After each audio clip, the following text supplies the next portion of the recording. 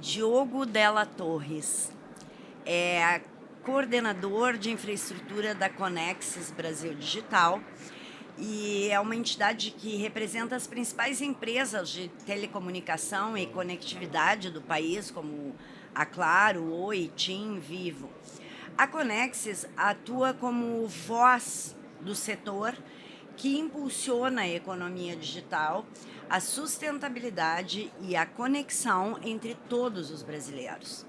Entre suas iniciativas está o Connect 5G, projeto que reúne associadas da Conexis com o objetivo de colaborar para a ampliação e o fortalecimento da tecnologia 5G no Brasil.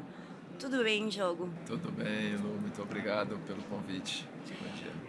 E então, o Connect 5G atua fortemente na orientação de gestores municipais sobre a atualização das leis municipais para o licenciamento das infraestruturas para telecomunicações.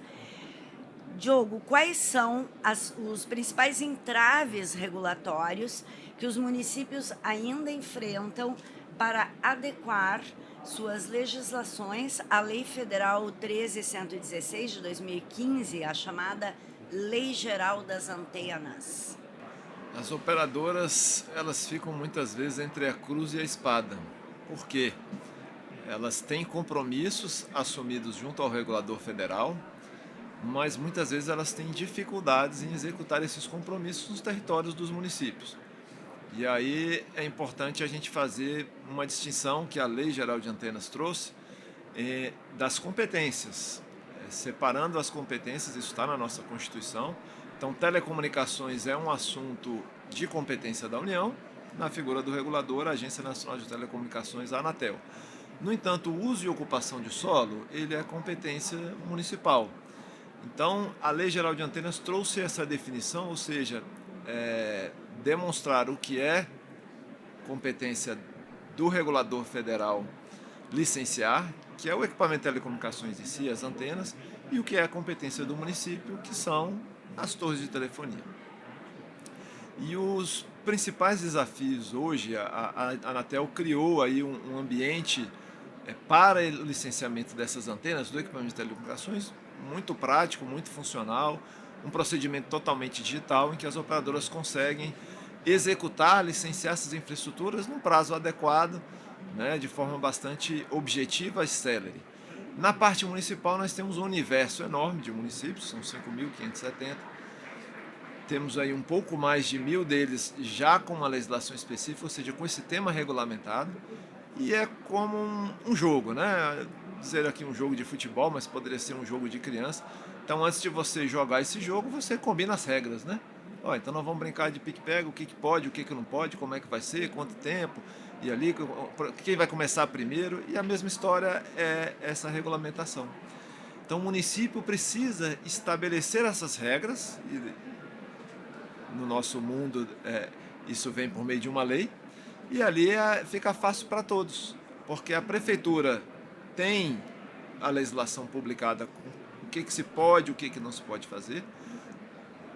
A operadora que está investindo naquele município, conhecendo previamente as regras, vai construir a sua rede, vai desenhar os seus projetos que se adequem àquela legislação.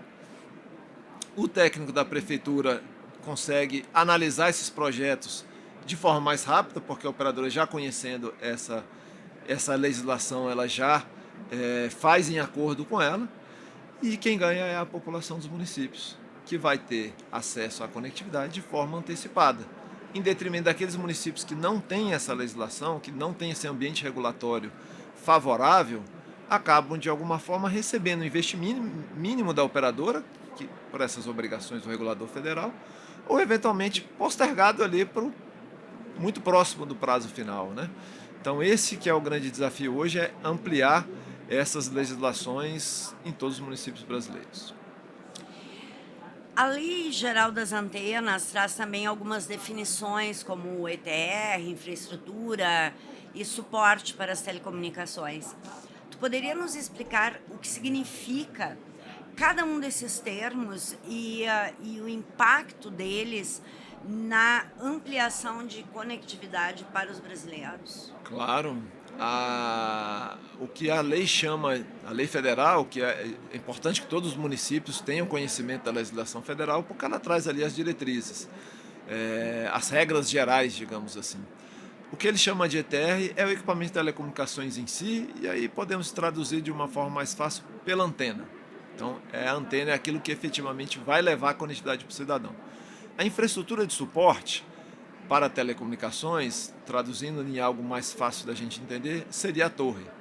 Então, ao município cumpre regulamentar a instalação das torres e a Anatel cumpre regulamentar, né, e também licenciar a instalação das antenas. E é importante que haja essa conciliação porque são coisas intimamente ligadas, né? Há uma sinergia aí, você precisa da torre para fixar a antena. A boa notícia é que os equipamentos de telecomunicações, ele tem, fruto da evolução da nova tecnologia do 5G, eles têm dimensões menores, instalações mais simples e, por conseguinte, também podem ter um processo de licenciamento mais simplificado. Há uma grande diversidade de legislações municipais, né, sobre a infraestrutura das telecomunicações. Como essa fragmentação normativa impacta a expansão do 5G e o que a Connect 5G propõe para uniformizar as regras sem ferir a autonomia municipal? De forma objetiva, eu diria que é basicamente não reinventar a roda. Ou seja, sugerimos aos municípios de que eles identifiquem essas sugestões, como temos ali no connect5g.com.br.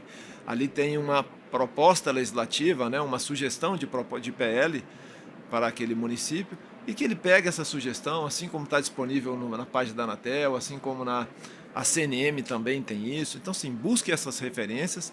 Logicamente que os municípios são diversos em tamanho, em população, em área e por aí vai. Então, alguma adaptação nesse texto, logicamente, pode ser necessária.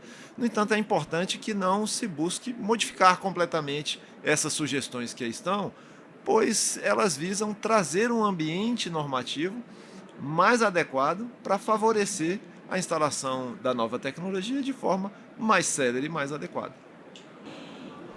E de que forma o 5G pode ser incorporado às políticas públicas municipais, não apenas como uma infraestrutura tecnológica, mas como vetor de desenvolvimento econômico, inovação e inclusão digital? Ótima pergunta. E a gente tem percebido aqui no Smart Cities Park a preocupação, principalmente ontem na abertura, na fala dos diversos participantes aí das diversas federações de municípios, né, a preocupação dessa conectividade a favor do cidadão, né? Ou seja, a gente tem que utilizar essa conectividade para gerar valor para o munícipe, para gerar em benefício da população. Uma questão que hoje, acho que a pandemia veio a escrever isso na pedra, que a conectividade de fato é um serviço essencial. Então as nossas atividades rotineiras e o próprio acesso do cidadão aos serviços públicos, hoje ele depende dessa conectividade. As operadoras, elas têm muitas vezes algumas dificuldades de acessar as áreas menos favorecidas, muitas vezes aquelas áreas mais carentes de conectividade e diversos outros serviços públicos. Então, sugere-se ao poder público municipal, eventualmente, ter o olhar para esses pontos, esses locais, e eventualmente promover incentivos para a conectividade. Vou dar aqui um exemplo da Prefeitura de São Paulo, por exemplo, que isentou a taxa de licenciamento nessas regiões que ela identificou que eram áreas prioritárias, áreas que têm uma carência de conectividade, e com isso possibilitou às operadoras ampliarem a infraestrutura nessas regiões. Há também outras iniciativas voltadas, por exemplo, para, isso consta na lei federal também, mas nem todos os municípios entendem que isso é benéfico, isentar o uso da área pública, porque há algumas regiões em que a área pública é a única área possível, muitas vezes são terrenos pequenos, áreas densamente povoadas, em que você precisa fazer uso da área pública para instalar a infraestrutura, instalar as antenas. Então, há essa possibilidade, né, que sugerimos aos municípios, de incentivar por meio da não cobrança do licenciamento e eventualmente até favorecer, por meio de processos mais céleres, o uso e a não cobrança, né, dado que o serviço de telecomunicações ele está sendo prestado para a população. Então faz todo sentido, e isso consta também na Lei Geral de Antenas, que não haja uma cobrança para esse uso de espaço público, porque ele não está sendo usado para um fim comercial, mas sim para benefício da população em termos de conectividade. A instalação de novas antenas demanda diálogo entre áreas técnicas da prefeitura, como planejamento urbano, meio ambiente e obras. Quais as boas práticas de governança intersetorial o Connect 5G tem observado em municípios que avançam com mais rapidez? Excelente pergunta, e eu vou destacar em especial a questão ambiental.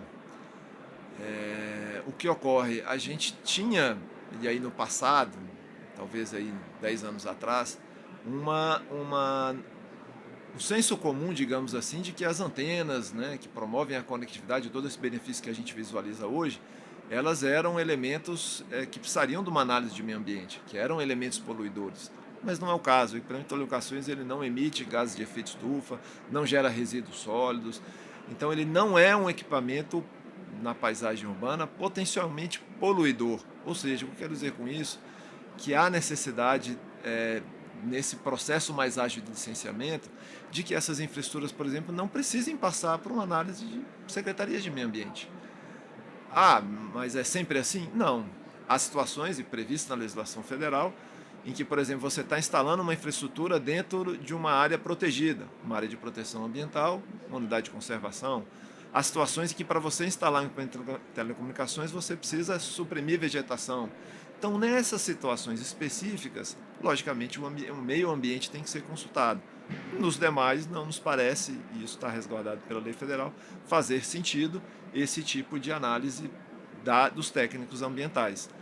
E de forma bem objetiva, o importante é que a prefeitura tenha um processo, tanto melhor que fosse digital, mas que assim não sendo, que ele seja em paralelo, ou seja, que não haja etapas. Tem que analisar essa parte, e depois que ele aprova passa para outra, então isso gera uma demora. Quando você consegue fazer com que todos analisem ao mesmo tempo, cada um dentro da sua competência, então área de licenciamento, eventualmente departamento de trânsito, ambiental, etc., que todos possam analisar em conjunto e apresentar ali os seus pareceres de forma paralela para que você reduza o tempo.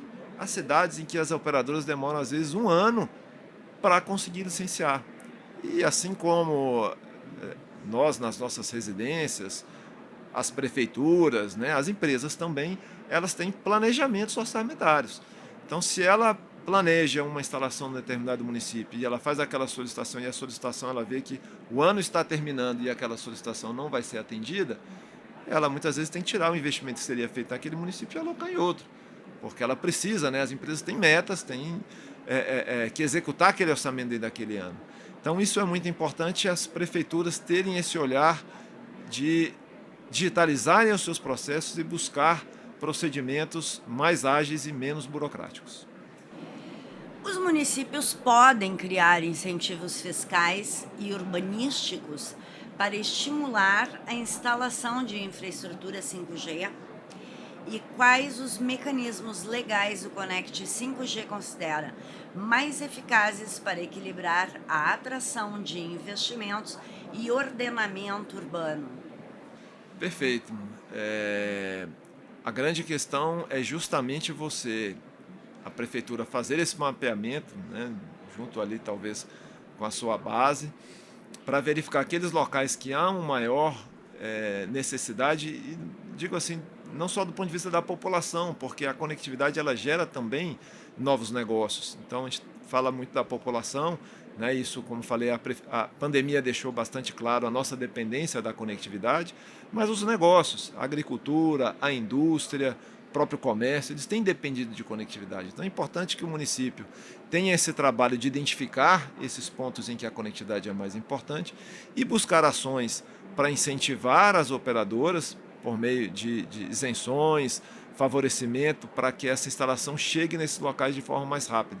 E é importante também uma questão do letramento digital. Acho que nisso os municípios têm muito a auxiliar a sua população em termos de informar o cidadão como que se utiliza. E aí talvez desde as crianças, né, nas escolas, a gente tem a conectividade como um elemento importante para a educação e muitas vezes desafiador, né, frente ao uso aí de redes sociais, enfim, desvirtualizar o uso pedagógico da conectividade. Então acho que os municípios podem ter um olhar dedicado a essa questão para que essa conectividade de fato gere novos negócios, desenvolvimento econômico, educação, saúde, etc. Diogo, como tu avalias o papel da União e dos estados no apoio aos municípios para a regulamentação e implementação do 5G? Existe, na tua visão, uma política nacional de conectividade municipal suficientemente estruturada? Infelizmente não. As ações hoje elas são assimétricas. Então, alguns municípios têm ações mais efetivas, outros muitas vezes ainda estão apegados a questões do passado e que não visualizam a conectividade como algo benéfico no seu território. Ou seja, eles muitas vezes têm uma visão até arrecadatória, né? Então, eu vou cobrar aqui o licenciamento para, de repente, não efetuar, não para cobrir os custos daquele licenciamento, mas para oferir receita, né? Ou seja, tem uma visão de que a operadora está chegando ali para arrecadar mais e por isso a prefeitura também tem que cobrar. Então isso é muito distinto, cada município tem reagido de uma forma. No ponto dos estados, e aí faço aqui um convite para os gestores públicos estaduais, há uma iniciativa que eu queria destacar da Invest São Paulo, que é uma agência ligada à Secretaria de Desenvolvimento Econômico do Estado de São Paulo, em que o Estado, visualizando a importância dessa conectividade para todos os municípios, ele criou um programa, e outros estados têm buscado fazer a mesma coisa, de levar esse tipo de informação, da importância dessa legislação, da importância dessa conectividade, apoiar os municípios nesse processo de atualização das suas legislações, e isso tem dado bastante resultado. O Estado de São Paulo, praticamente a totalidade dos municípios já tem uma legislação adequada. Então, há também a necessidade, falamos muito aqui de união em municípios, mas de que as federações de municípios busquem também o gestor público estadual para que ele possa também atuar em apoio aos municípios nessa questão. O programa Cidades Amigas do 5G, mantido pelo Connect 5G, tem inspirado prefeituras a revisar suas normas. Que resultados práticos essa iniciativa já trouxe em termos de marcos legais modernizados e expansão de infraestrutura? Ótimo. O Cidades Amigas do 5G é uma premiação, então a gente avalia, temos aí edições aí até o ano passado, avalia as legislações do município com o objetivo de gerar os bons e os maus exemplos, né? Então, nos melhores colocados ali, aquela prefeitura que ainda está procurando entender o tema, ela pode buscar essas referências dentro do seu estado, municípios de tamanhos semelhantes, de territórios parecidos, etc. Buscar essas referências para que, entendendo que aquele município ele tem uma boa colocação nesse ranking, indica que ele tem uma legislação adequada. E aí aquela prefeitura que ainda não se debruçou nesse tema, que está iniciando esse estudo agora, possa buscar essas referências e, pelo outro lado, identificar naqueles municípios que estão nas piores colocações aqueles exemplos que eventualmente não devem ser seguidos porque não estão possibilitando, né, ou têm dificultado de alguma maneira a instalação dessas infraestruturas. Esse é o objetivo dessa premiação que o Connect 5G faz. E por fim, deixo aqui o convite para que todos possam acessar esse conteúdo que está lá disponível gratuitamente do connect5g.com.br.